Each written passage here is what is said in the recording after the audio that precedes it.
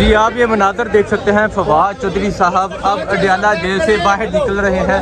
ये आप देख सकते हैं फवाद चौधरी साहब अडियाला जेल से बाहर निकल रहे हैं। ये मनाज़र आप देख सकते हैं। फवाद चौधरी साहब बाहर आ रहे हैं।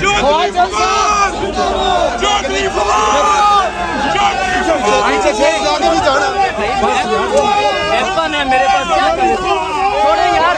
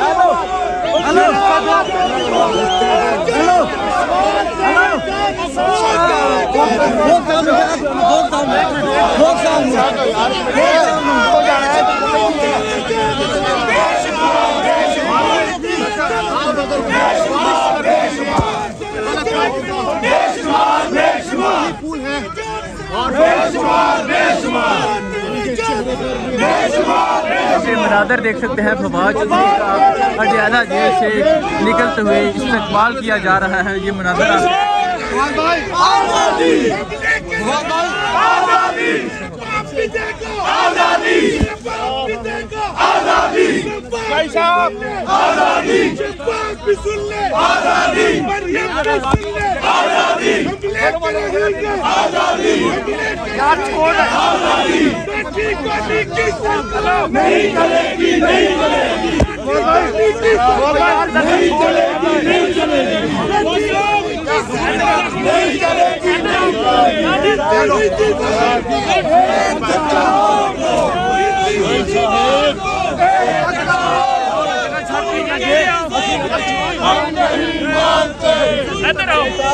जगह